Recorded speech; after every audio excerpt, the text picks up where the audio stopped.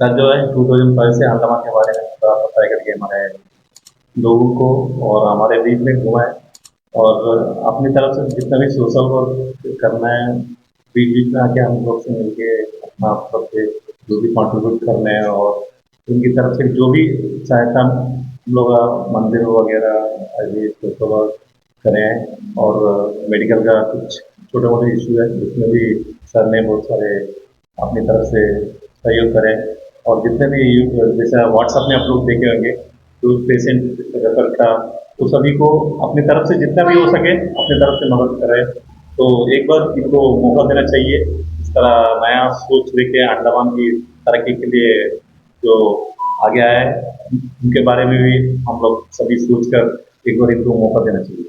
Thank you. नमस्कार सबको, मेरा नमस्कार। मीडिया का सारे मेरा भाई लोगों को और इधर बेटा श्री मीडिया लक्ष्मण और के आर आर्लेकर सर को सबको नमस्कार। सर ये मेरा भाई है। 2005 से लेकर के अब तक मेरे साथ में होगा, आना जाना उठना बैठना एक साथ काम करना सब कुछ मेरे साथ करते हुए और 2 साल सर्विस को ऑफिसर बनने के बाद में 2 साल सर्विस को रिजाइन करके उनका मन में आया सोशल वर्क करना है, अंडमान को करना है करके अपना मन में बना करके यहाँ पर आया है। तो गवर्नमेंट की तरफ से अपना गैस सिलेंडर का एडिट किया हुआ है और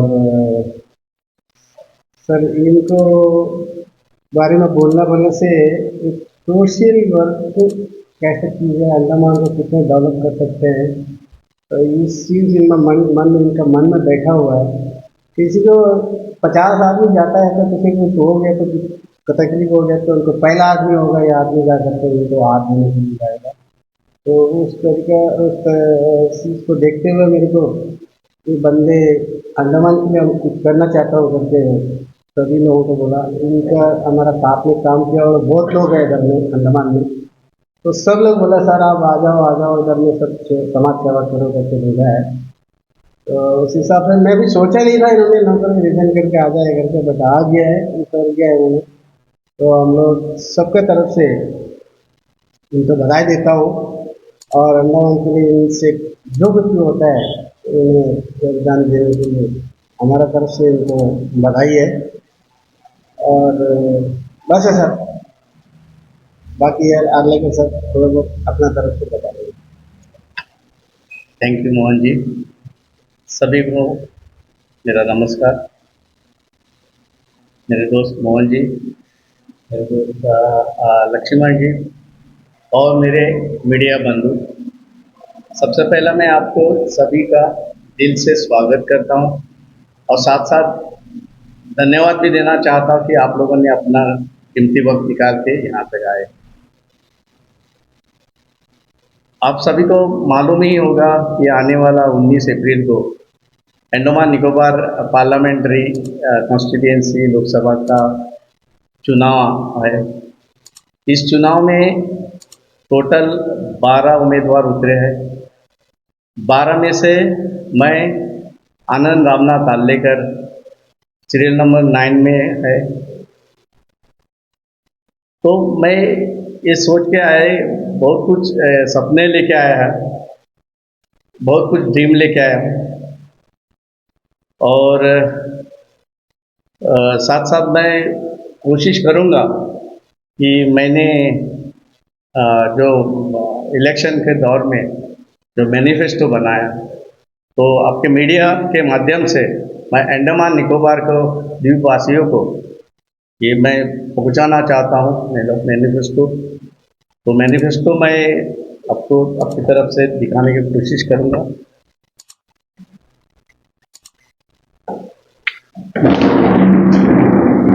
तो मेरा मीडिया दोस्तों को निवेदन है कि आपके द्वारा, आपके माध्यम से अंडमान निकोबार के द्वीप वासियों के तक पहुँचे।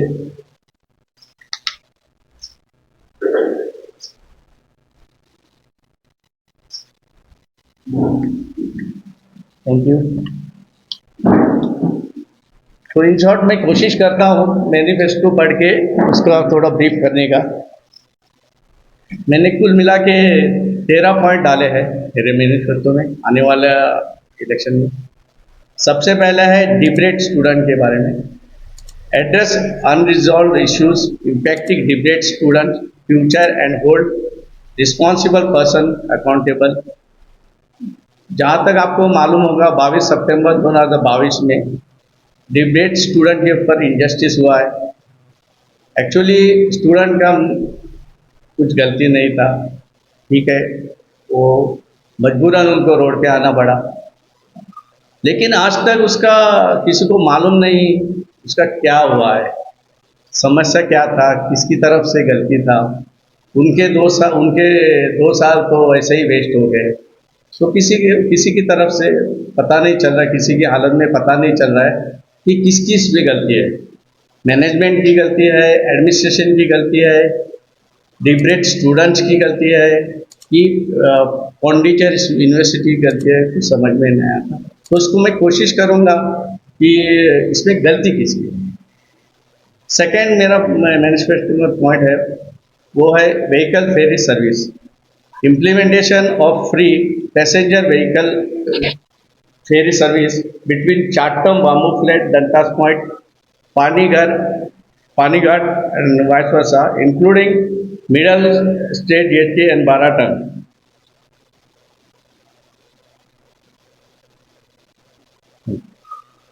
तो इसमें क्या है, आप सभी को मालूम है, जॉन भैया ने अभी बाइट लिया है लोकल लोगों का।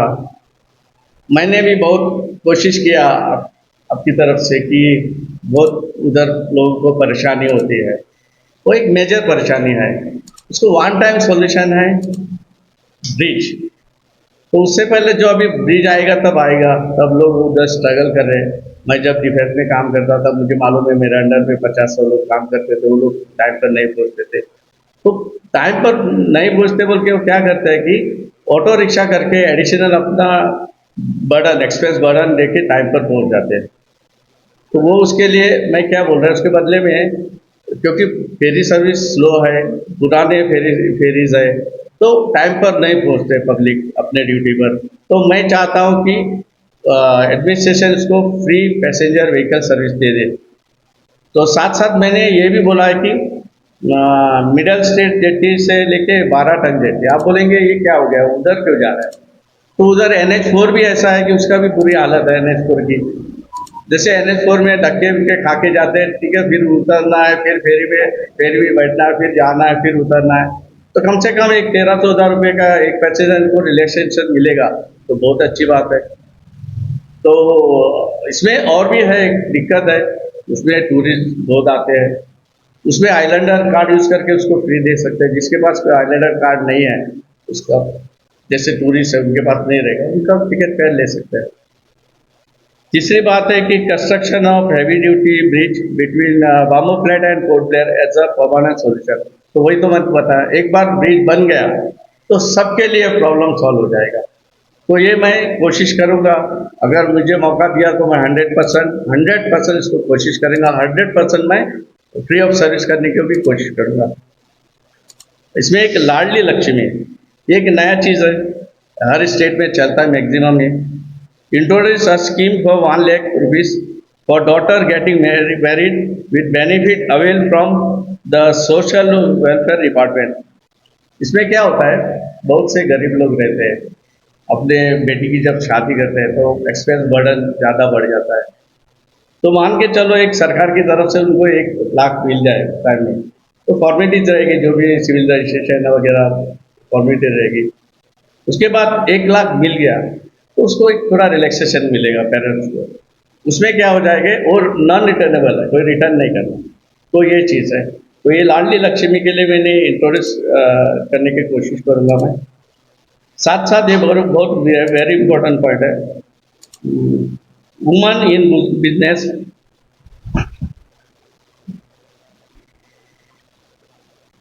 Provision of self-business opportunity to women over 18 years old through various schemes to empower women शक्ति।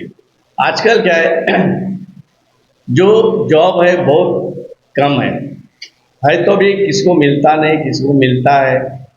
तो उसमें क्या है, एक अपॉर्चुनिटी है कि नारी शक्ति को जितने भी स्कीम्स है गवर्नमेंट्स के, वो उन लोगों ने ऑक्यूपाई करे, मौका ले ले, ताकि वो अपना पैर पर खड़े रहे। जो लोन मिलेगा अपने प्रोफेशन के हिसाब से वो अपना खुद का बिजनेस शुरू करे, वो टेलरिंग का होने दो, वो पापड़ बनाने का होने, कोई भी बिजनेस हो खुद कर सकती है, अपने पैर पर खड़ी रह सकती है। तो ये अब उन लोग नारी शक्ति का एक जो ताकत है वो दिखाने का एक अपॉर्चुनिटी मिल जाएगी। तो साथ साथ मैं एक नेशनल हाईवे का भी बताना चाहता हूँ।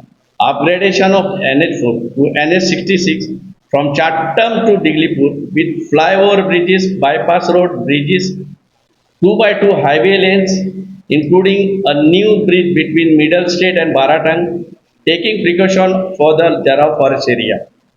देखिए, आज मैं 2-4 बार अभी गया था डिगलीपुर में। NH4 की बहुत हालत बुरी है, ट्रेवल नहीं कर सकता किसी भी हालत में। और वो नेशनल हाईवे उसको बोल ही नहीं सकते, आप 4 बोलो नहीं तो 44 बोलो, तो नेशनल हाईवे नहीं है वो, विलेज का रोड भी नहीं है मेरे हिसाब से। मैंने देखा है करीब करीब उसका जो लेंथ छोड़ो, जो ये है 6 मीटर की है। 6 मीटर कहाँ आता है? अगर आप रेजिडेंशियल एरिया नया बनाते हैं तो एक 6 मीटर का रोड बनता है, तो वो देखा तो 6 मीटर का रोड है, 6 मीटर का हाईवे नहीं होता है। हाँ ठीक है, एक ज़माने में बनाया था, ठीक है, लेकिन आज वो नहीं होना चाहिए। आज बहुत कुछ बदल गया, हमारा देश बहुत आगे पहुंच गया, लेकिन अंडमान निकोबार बहुत पीछे है, 50 साल पीछे है। तो इस रोड को पहला चौड़ा करना है। चौड़ा बोला तो देखिए, अभी मेरे प्लान के हिसाब से पहले सबसे पहले NH4 हटा के उसका अपग्रेडेशन देना है NH66। NH66 जब आएगा तो चाटम से लेके तो ये सिटी आएगी, सिटी के ऊपर कोई और ब्रिज आएंगे, बाईपास आएंगे, जहां ब्रिज चाहिए पानी के ऊपर से हो सकता है ब्रिज, रोड के ऊपर से भी ब्रिज हो सकता है, और उसको 2x2 लेन भी होना चाहिए। रही बात जराव फॉरेस्ट एरिया का, एक 6 मीटर का चौड़ा रोड है, एक ही जाने के लिए आने के लिए, उसको 2 रोड बनाओ, सिंगल जाने के लिए, सिंगल आने के लिए। अगर 3 बजे चीरखाटांग से निकलता है गाड़ी तो मिडल स्टेट से भी 3 बजे निकलता है, तो एक क्रॉसिंग हो जाएगी, टाइम वेस्ट भी नहीं होगा। और आगे भी जो रोड बनेगा और नेशनल हाईवे 66 जो 2x2 लेन का बनेगा, वो भी हार्ड स्टेट का, कंक्रीट का और परमानेंट सॉल्यूशन। उसके लिए पोर्ट ब्लेयर से अपना मायाबंदर, पोर्ट ब्लेयर से अपना डिगलीपुर जाने की, शिप से जाने की जरूरत नहीं। ये एडमिनिस्ट्रेशन को, गवर्नमेंट को इसका बहुत रिलैक्सेशन मिलेगा, ये शिप का झंझट ही खत्म हो जाएगा, जो भी होगा बाय रोड होगा। तो ये मैं कोशिश करूंगा। हॉस्पिटल के बारे में बताऊं मैं, improvement medical facilities and amenities for patients including specialised doctor and medical staff, first aid medical facility to be made available हार्डोवाप फॉर वर्कर्स एंड स्टाफ। देखो जैसे हमारा PHC है, जीबी पंथ है, देखिए उधर फैसिलिटीज कम है, कोई मशीनरीज की कमी है, डॉक्टर की कमी है, और इस चीज़ में पेशेंट को बराबर ट्रीटमेंट नहीं मिलता है।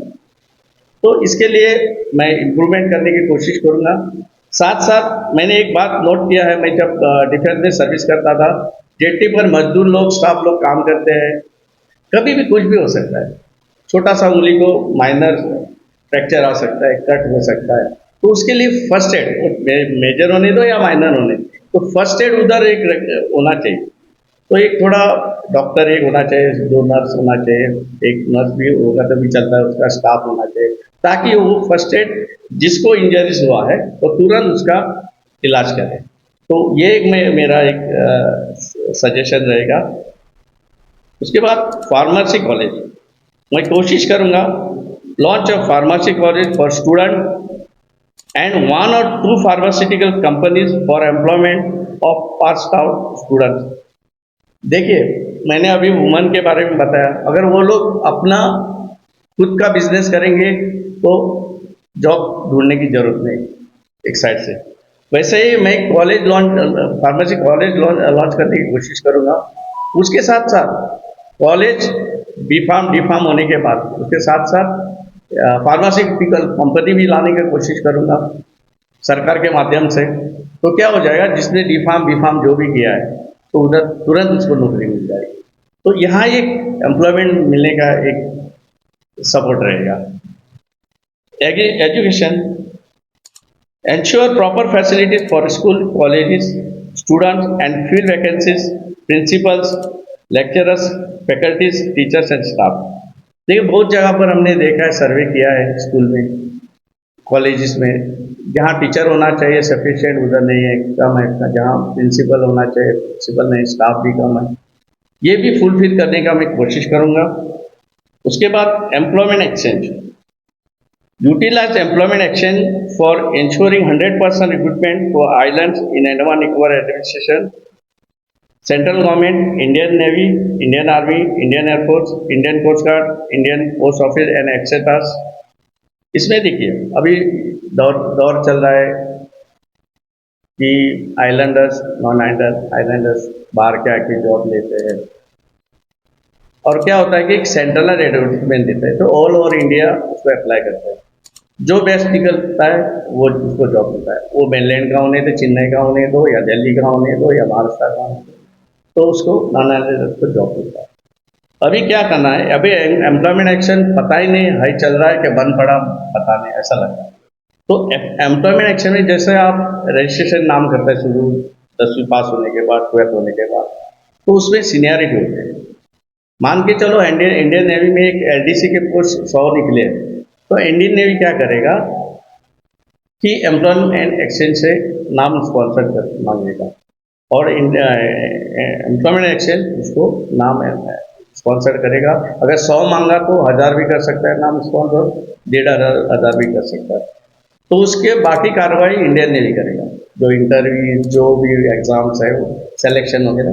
तो इसमें क्या हो जाएगा, एक अपॉर्चुनिटी मिलेगा कि 100% आइलैंडर्स को जॉब मिलेगा अगर एम्प्लॉयमेंट एक्सचेंज यूटिलाइज किया तो ये एक मेरा प्लान है। उसके बाद road tax, implement one time payment of road tax for newly purchased vehicle for a period of 15 years collected by the transport department। अभी हमने देखा एक 2 व्हीलर भी हमने खरीदा तो हर साल मुझे 150 रुपया एक साल होने के बाद जाना पड़ता है हर साल। अगर मैं गवर्नमेंट सर्वेंट हूँ या प्राइवेट जॉब कर रहा हूँ, उस दिन मुझे छुट्टी लेना पड़ता है, जाओ RTO ऑफिस में वो लाइन में खड़ा रहो, फॉर्म भरो, ऐसा हर साल करना पड़ता है। एक गाड़ी लिया तो हर साल कंटिन्यू 15 साल करना पड़ता है। तो मैं क्या सोच रहा हूँ कि जब आप गाड़ी खरीदेंगे शोरूम से तो रजिस्ट्रेशन करना ही है उसी टाइम, साथ साथ उसको रोड टैक्स भरना है लाइफ टाइम 15 साल का। सपोज 150 रुपया पर साल है तो उसका कुछ कंसेशन मिलके उसका कुछ हो जाएगा, 3-4 हज़ार हो जाएगा, एक क्लब सब भर के 15,000 का रोड टैक्स भरना जाएगा। तो उसमें क्या हो जाएगा, पब्लिक को रिलैक्सेशन मिलेगा। कभी कभी क्या होता है, गाड़ी आपके पास रहती है, रोड टैक्स ड्यू हो जाता है, पता नहीं चलता है, कौन देखता है, गाड़ी तो चलाना है, स्टार्ट मारते चलाते, फिर ट्रैफिक पुलिस पकड़ लेते हैं, दिखा तो रोड टैक्स नहीं बांधना नहीं, तो ऐसा। तो लाइफ टाइम बनने से क्या हो गया, लोगों पब्लिक को रिलैक्सेशन मिलेगा। अभी excise department, establishment of an excise department to regulate, control and monitor the manufacture, possession, import, export, transport, sale and consumption of liquor in Andaman Nicobar Island। अभी आजकल आनेडू को चला रहा है, इसमें एक्साइज डिपार्टमेंट आना जरूरी है। अगर एक्साइज डिपार्टमेंट आ गया, एक तरह की फोर्स है जैसे पुलिस फोर्स है, ये एक्साइज डिपार्टमेंट उनका यूनिफॉर्म भी रहेगा, एक फोर्स टीम रहेगी। तो जहाँ भी लिकर का रिलेटेड है तो उसका हक बनता है कि उसको चेक करो, उसको रेड मारो, गलत डुप्लीकेट लिकर आ रहा है कि नहीं आ रहा है वो चेक कर सकता है। तो ये लॉन्च यहाँ एस्टैब्लिश करने का बहुत ज़रूरी है, क्योंकि दारू डुप्लीकेट आता है, वो हेल्थ के लिए बहुत खतरनाक हो सकता है। तो इसके लिए प्रॉपर एक्साइज डिपार्टमेंट आया तो वो अपना लीकर डिपार्टमेंट के ऊपर वो ध्यान देगा। आखिर के 13 मेरा पॉइंट है gas cylinder. Timely deliver of domestic cylinders to the consumers, ensuring proper weight and cylinders। इसमें क्या होता है, हमने देखा है कि इस गैस सिलेंडर का डिलीवरी बराबर नहीं होता। लोग पैसे मानते हैं और पता नहीं सिलेंडर खाली लेके इधर से उधर भागते हैं, ट्रक आता है, स्टाफ आता है उनका, कौन भर के लेके भागता है, कौन खाली लेके भागता है। ऐसा नहीं होना चाहिए। पैसा प्रॉपर मांगता है तब हम डोर डिलीवरी का भी पैसा मांगते हैं, जहाँ तक मेरे नॉलेज में। तो प्रॉपर वेट के साथ गैस सिलेंडर डोर डिलीवर होना चाहिए, इसके ऊपर मैं ध्यान दूंगा। ये जरा मेरा 13 पॉइंट जो मैंने इस मेरे बुक में लिखे। फिर भी मैंने और भी है मेरे पास, ये मैं ध्यान में रखूँगा। वाटर क्राइसिस, इलेक्ट्रिसिटी, अभी देखो सप्लाई चली गई, हम अंधेरे में काम कर रहे हैं। वैसे ही अभी परसों हमने एक बेकरी में देखा कि उसका क्या है कि वो ब्रेड बना रहा था, सप्लाई चले, ब्रेड खराब हो गया। तो छोटे छोटे बिजनेसमैन को बहुत दिक्कत आती है, लॉस हो जाता है, क्योंकि उनको मंथली पेमेंट भी देना है अपने स्टाफ को। तो वाटर क्राइसिस और इलेक्ट्रिसिटी के ऊपर भी मेरा ध्यान में रहेगा बात। और एक बात यहाँ अंडमान निकोबार में चलती है, रेगुलराइजेशन एंड कॉन्ट्रैक्चुअल, जिसमें है BMS है, DRMs है, होमगार्ड है, आशा महिला है। अभी रिसेंटली GTT PST का इशू चल रहा था। वैसा हमारा डिफेंस में DO DRL के भी कॉन्ट्रेक्चुअल इशू है। ये जो है वन टाइम प्रॉब्लम सॉल्व होना चाहिए। ये आंदोलन वगैरह करके अभी देखा कुछ नहीं हो रहा है। अभी जब मुझे मौका मिलेगा तो इनका वन टाइम प्रॉब्लम सॉल्व करने का मैं कोशिश करूँगा।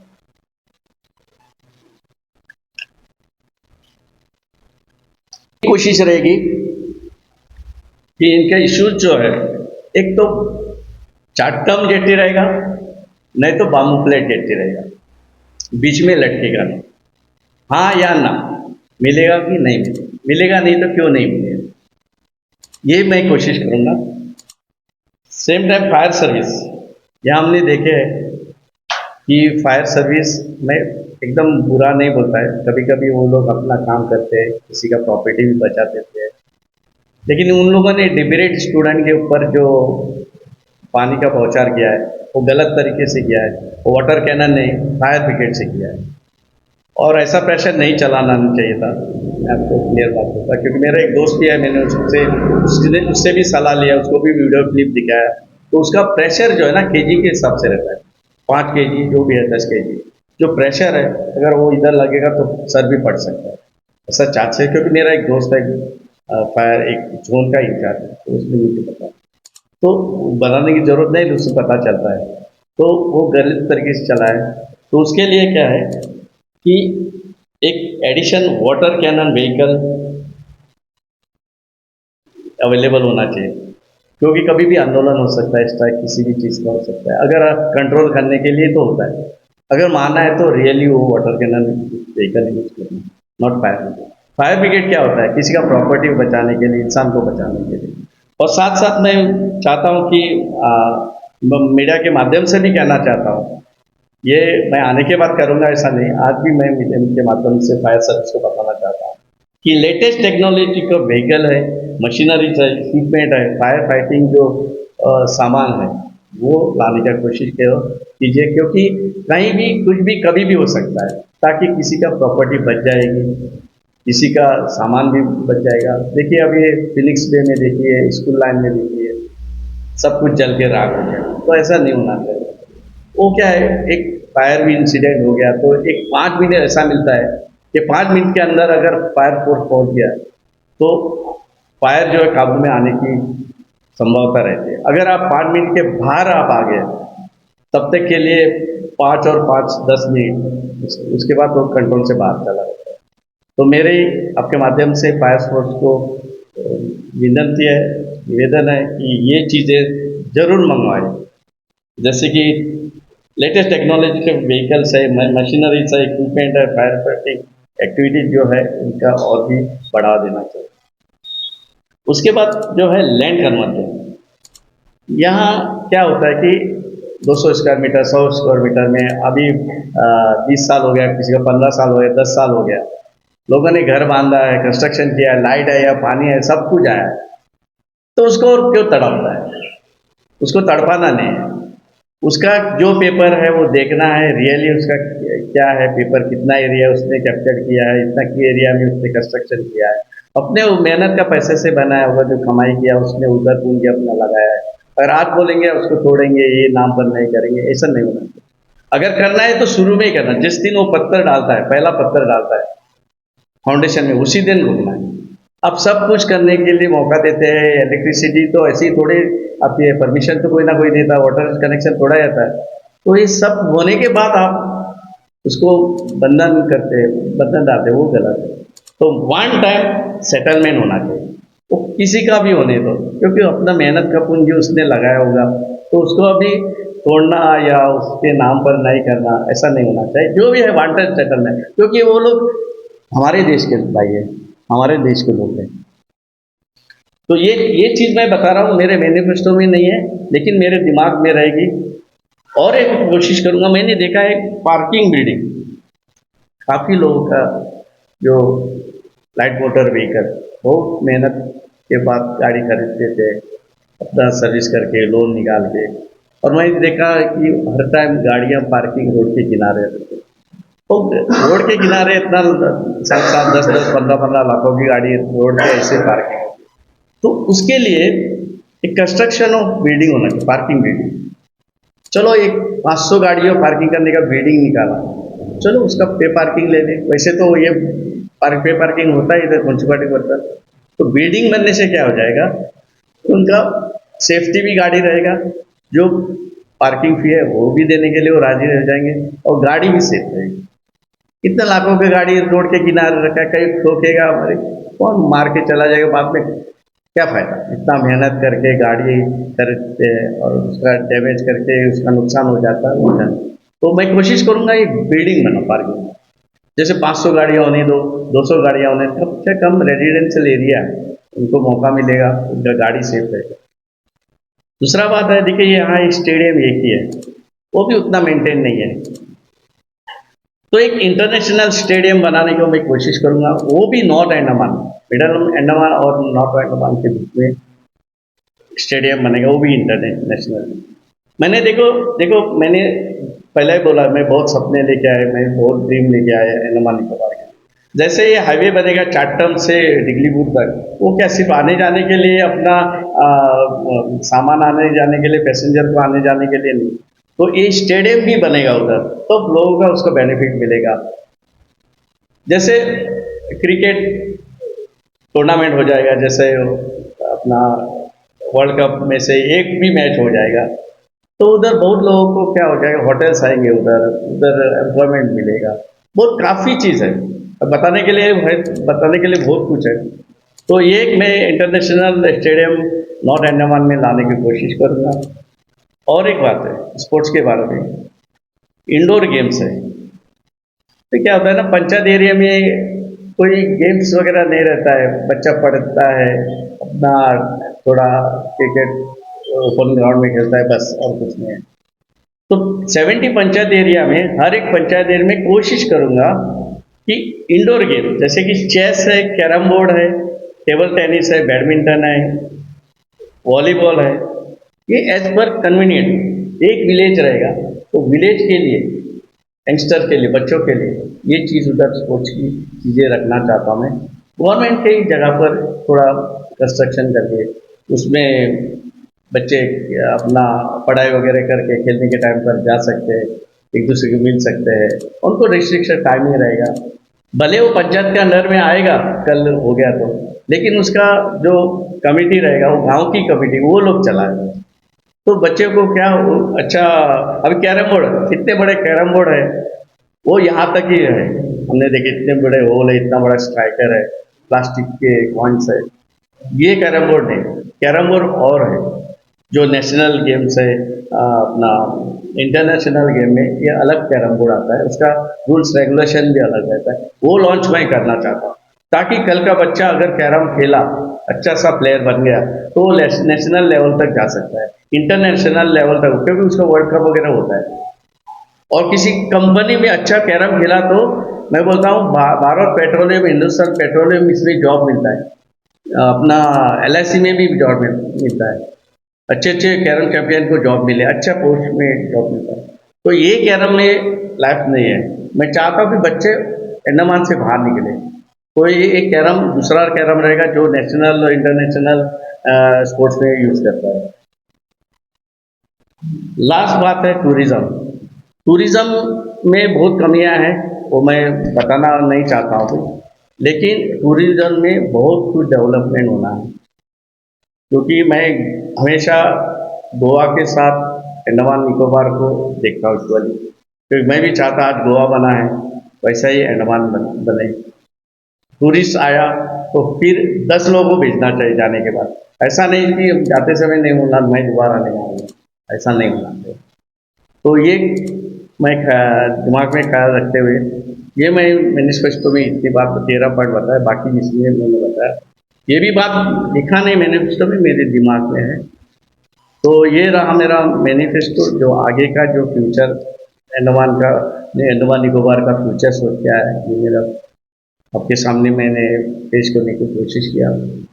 और मैं मीडिया के माध्यम से सभी अंडमान निकोबार वासियों को, द्वीपवासियों को मैं बधाई देना चाहता हूँ। आने वाले इलेक्शन के लिए आप घर से निकले, आप वोट, आपको लगता है किसी को अपना दिल से मारना है मारिए, तो वोट बिना मार के घर पे बैठिए, ये मेरा रिक्वेस्ट है। आप घर से निकले तो अपना हक जरूर, अपना हक वोट मारने का यूज़ कीजिए।